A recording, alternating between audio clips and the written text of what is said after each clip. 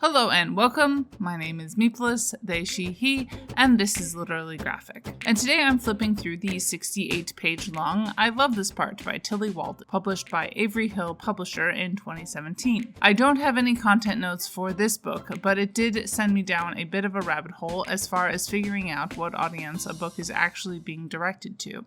I think I'll just have to be satisfied that there isn't some cut and dry answer to this question, but to look into what I found out about this particular case, my library has I Love This Part shelved in the adult graphic novel section. Goodreads says it's YA, although they aren't always that reliable. WorldCat also tagged it as YA.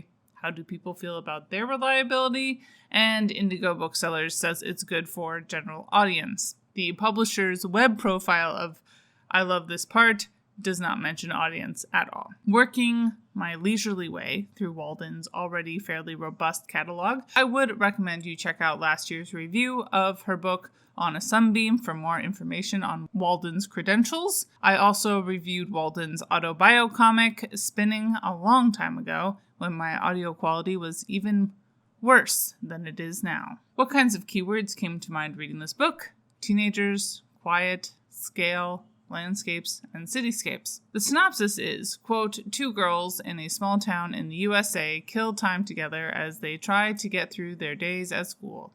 They watch videos, share earbuds as they play each other's songs, and exchange their stories. In the process, they form a deep connection, and an unexpected relationship begins to develop. In her follow-up to the critically acclaimed The End of Summer, Tillie Walden tells the story of a small love that can make you feel like the biggest thing around, and how it's possible to find another person who understands you when you thought no one could. End quote. But before we move along to my analysis, I wanted to highlight a blurb on the back of the book, namely the one by Brian K. Vaughan, who says, quote, a creator who's half my age and twice as talented as I'll ever be, Tillie Walden, is the master of melancholy dreamscapes, end quote. To which I reply, truer words may never have been spoken, but you would need to check out my reviews of his Why the Last Man series to find out more about that. Looking closer at the words and the art, obviously in 68 single-frame pages, the story is very succinct. Easy to follow, the book still felt fairly experimental in some ways.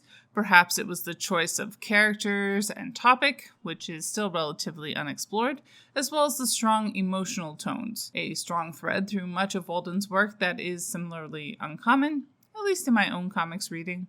Most obviously, this is an experiment to see how little can be included in a book and still connect with its audience. Looking at the reviews on Goodreads, obviously, I Love This Part is not universally loved, but the average rating does point to general success in this area as well. Thinking about the time and place where this story is or isn't happening, I'm tempted to call the work timeless, but I also feel like I'm too old to say this would successfully connect with the young folks. There are a few elements that definitely read as more recent than my own adolescence, but Walden is 5 to 10 years younger than me, so that might just be how her adolescence was. Walden's art continues to entrance me. I love the renderings of buildings and landscapes. The sense of scale was obviously nice, and the use and texture of the color was beautiful. Such a bare-bones story about just two people. Obviously, representation is a bit limited. That said, a lot about these two young people is left really nebulous, which does help to build out the story. Whereas if we knew too much about them, then the story would start feeling very cramped very quickly. Gender and sexuality, for example, don't feel overly pinned down in the story itself. Obviously, the synopsis and the ways people describe it attaches more labels,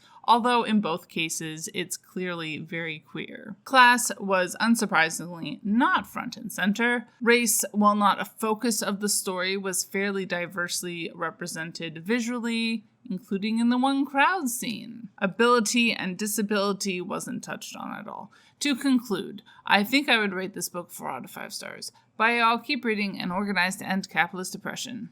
And as always, Literally Graphic is created on land that should be given back to the traditional landholders, which in this case is, to my knowledge, the Mississaugas of the Credit First Nation, Anishinaabe people, the Haudenosaunee Confederacy, and the Huron-Wendat Nation.